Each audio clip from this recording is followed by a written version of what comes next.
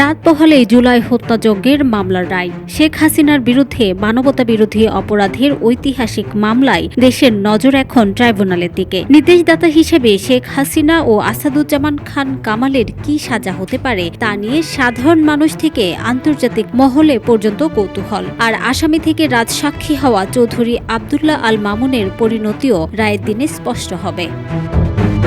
জুলাই হত্যাযজ্ঞে শেখ হাসিনার বিরুদ্ধে মানবতাবিরোধী অপরাধ মামলার রায় রবিবার 17 নভেম্বর সরাসরি সম্প্রচার করবে বিটিভি ও বার্তা সংস্থা রয়টার্স। এছাড়া ট্রাইব্যুনালের ফেসবুক পেজ থেকেও সরাসরি দেখানো হবে। পাশাপাশি ঢাকার 10টি পয়েন্টে দেখা যাবে বড় পর্দায়। আন্তর্জাতিক অপরাধ ট্রাইব্যুনালের প্রসিকিউটর গাজী এম.এইচ. তামিম বলেছেন, নারী বিবেচনায় মৃত্যুদণ্ডের সাজা থেকে মাফ পাওয়ার সুযোগ নেই শেখ হাসিনার।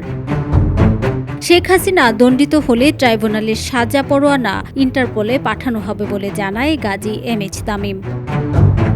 এর মধ্যে রায়কে কেন্দ্র করে দেশের বিভিন্ন স্থানে নাশকতা চালাচ্ছে দুর্বৃত্তরা। বাসে আগুন, ককটেল নিক্ষেপ, সড়ক অবরোধ থেকে শুরু করে গ্রামীণ ব্যাংকে হাতবোমা হামলার ঘটনাও ঘটেছে।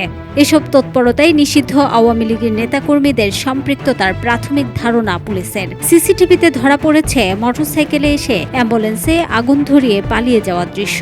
ময়মনসিংহে দুর্বৃত্তদের আগুনে পুড়ে গেছে একটি কাভার্ড ভ্যানও। News desk, Dhaka digit.